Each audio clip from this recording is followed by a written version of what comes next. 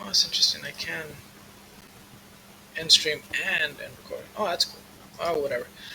So I was physically testing the cables between the firewall and the switches and where it connects to. We thought it was like a loop in the switch, and I mean, it's always a loop, right? It's. I feel like if you don't, if you're not a really, if you don't know how what a loop is on a very basic technical level, you're always gonna assume it's a loop. Everyone will assume it's a loop. It could be a broadcast storm, but it could not that affects the internet for a while and then stops. Right? Loop doesn't stop; it'll crash the network eventually. But everyone just assumes real quickly it's a loop. In my opinion, it's seldom a loop. It's um, sometimes you have high broadcast. It could be a bad cable. Sometimes you have a flapping interface. Uh, so you have stuff like that. Misconfigured chunk ports and stuff. Misconfigured uh, bad termination on the cable. Like I said, so things of that nature.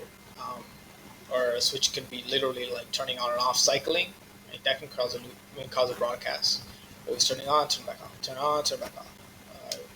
So there's different things. But anyways, so I was it was like either a loop. It was what could be causing it. Start unplugging stuff. So start unplugging stuff in the middle of this type of scenario. I cuss. I'm like, what the fuck?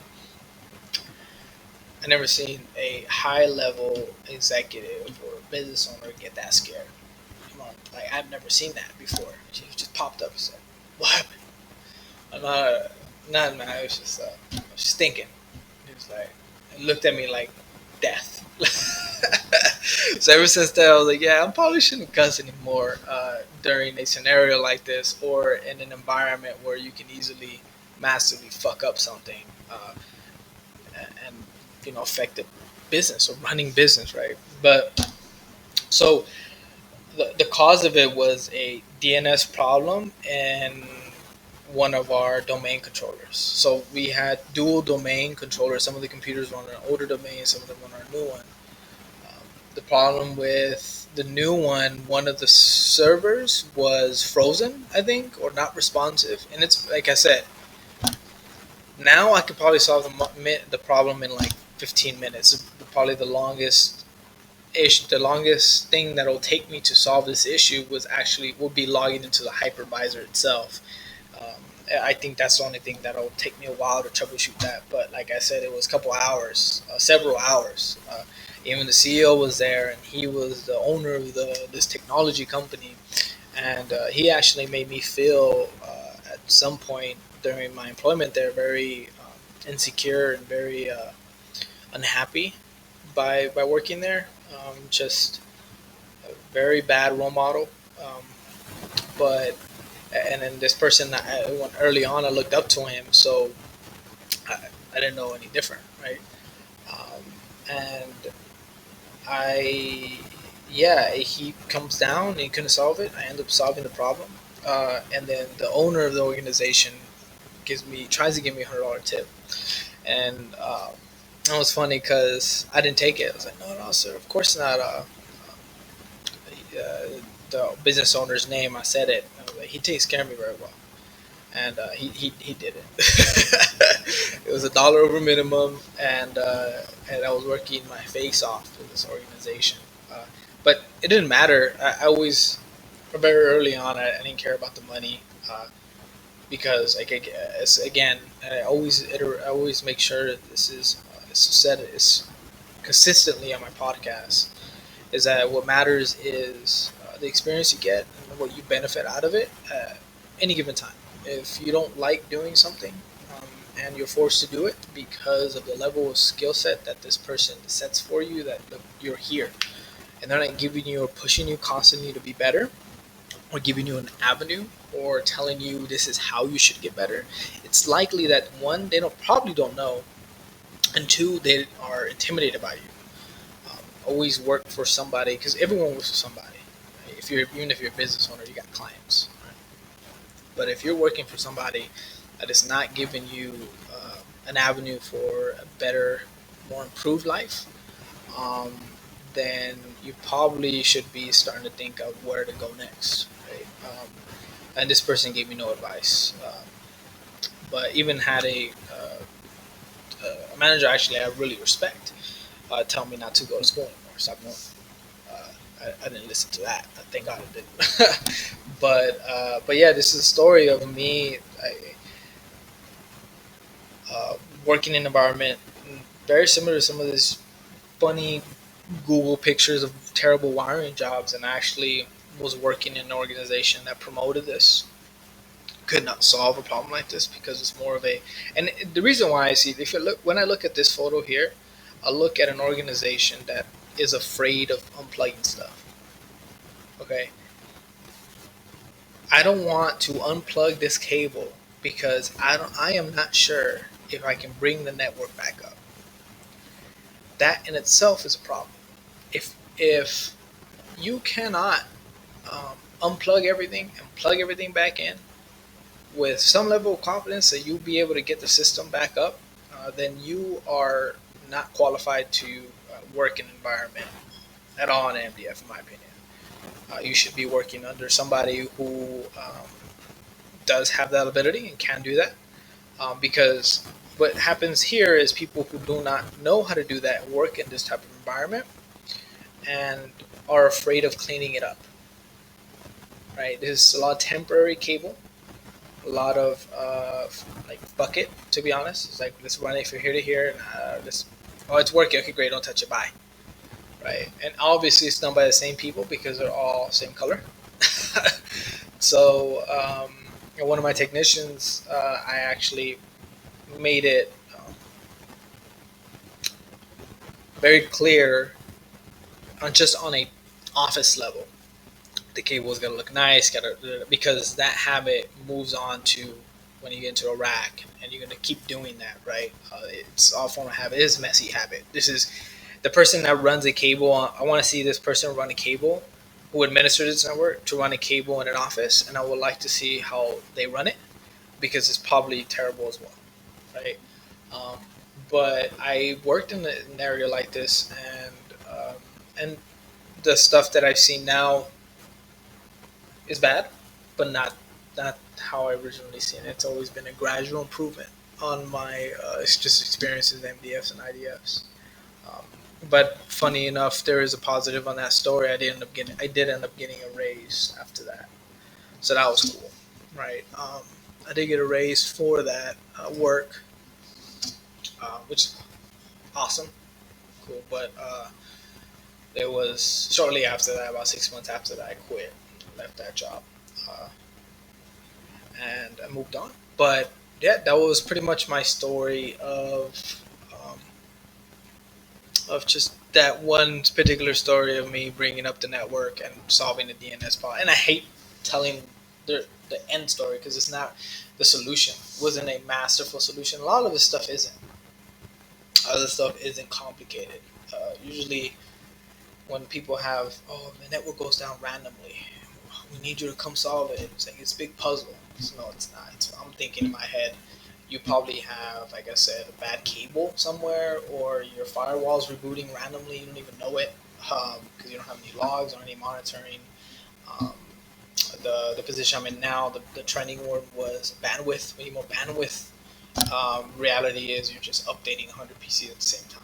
Well, let's not do that anymore. So yeah, it's never really complicated. The solutions to things, mainly it's policies and stuff like that, which this organization didn't. And at a later time, I'm actually going to show, and I'm gonna figure out a way to do this without compromising, because this company still exists, right? But they actually gave me a piece of paper like this with people's names, login, and password.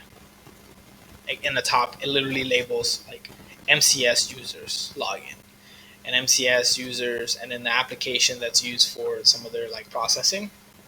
It's like, dude, like what? And plain text, like, and copies. I have copies of this, like black and white copies, stored in my. I just found this with this paperwork, And I'm saying, dude, like, talk about opening yourself to potential security risk. And funny enough, and I don't. Uh, Funny enough, this organization did get hit with a virus attack, and the one of the son of the owner uh, got his identity stolen.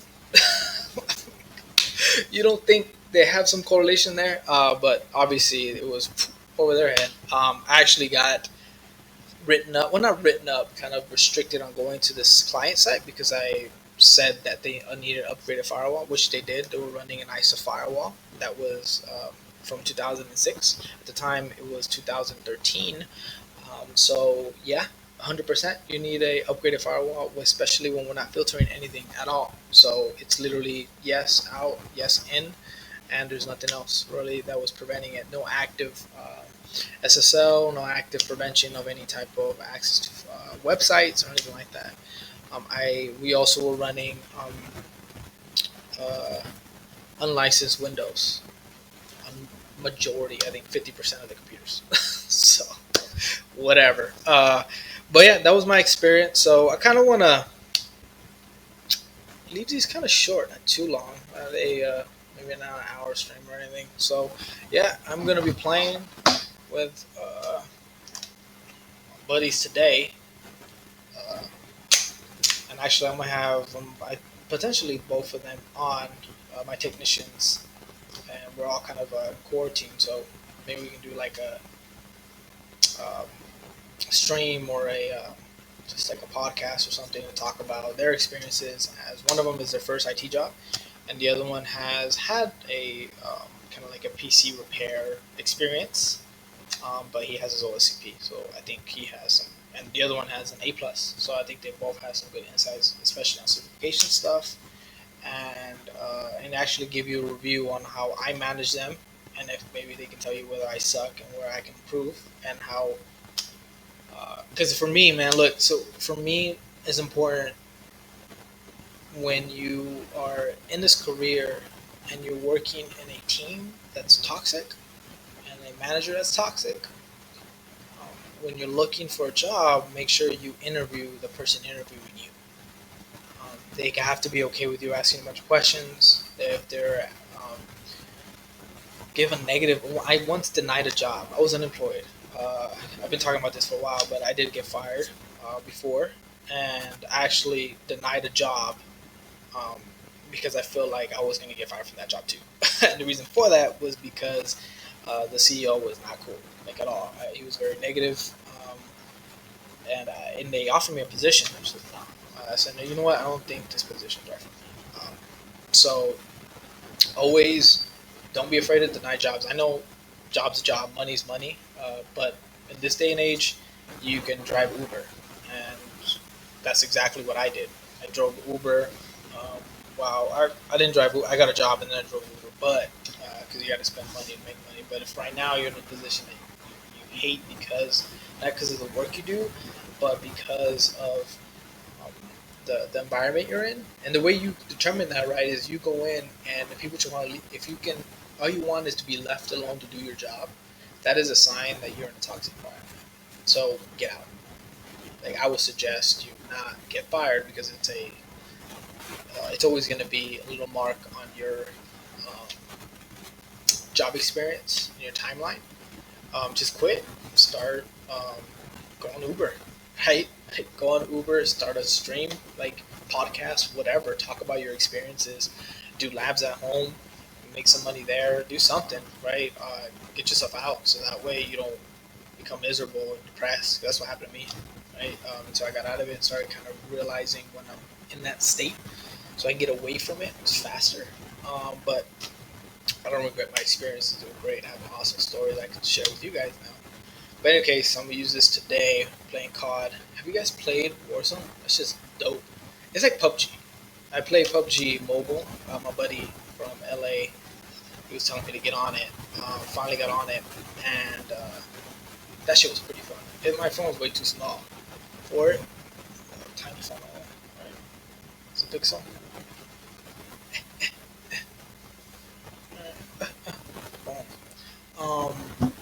But You literally drop down, get guns, get weapons, get perks, and then you fight each other.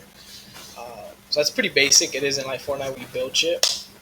So, but it's cool in the fact that if you die once, you can potentially get revived back. Your teammates can buy you back, and you fly down a parachute. It's like pretty PUBG type of thing. But it's real dope because it's like COD. But imagine COD, which is for like PUBG. So PUBG environment, and you can also play regular ground war and I don't know if this team deathmatch or free for all, and the same kind of feel like quick pace. You die, it's okay. Like revive, boom, boom, boom, just kind of rep it out. Those are real cool. I'm also playing Siege, so I think I'm gonna use these a lot with Siege because I can't hear shit on my TV. It's terrible. And then potentially, I'm using this mic here right now. I got this for this class. They wanted me to do something. I needed something to record, so I bought that. It was like $20, $15 from Target. So it worked at the time. But I'm actually using a webcam, basic webcam. I got a $3 light coming in, and I'm potentially use these for my podcast tonight, which is Tech Talk and All of the Tea, episode 3. And what that is kind of me winding down for the end of the day, just talking about stuff. The last 2 days was about distractions, right? How to distract yourself from the quarantine that's happening, uh, and how to deal with adversity. During this time, so you got laid off, what to do. What I would do as a manager, how I would see if my techs come in and they get certified, right? They're certified, they're ready to go within a month. They're certified of a new stuff because they took advantage of this time. How I would see it, and what I would do if I got laid off right now, right? I'm in chapter 4 of my CCNP exam. So I did fail it the first time on the older test. Got 718. You need a 790 to pass. So I'm gonna be taking some of the stuff I already read, right? So some of this is review. So I got to get back into the mode of repetition, get those muscle memory going in. This is a time test, and I'll get certified. I'm hoping by the time maybe June, be certified. We would be in the East Enterprise certified. We're good to go. Part 1 on that certification. So stay tuned for the podcast and featuring this mic here, and catch you guys later. I don't know how often I'll do streaming, so stay tuned. Follow me _ the IT blog on Twitter.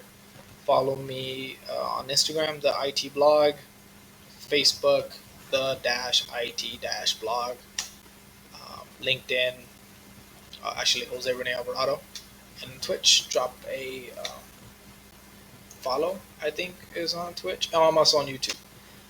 The itblog.info on YouTube.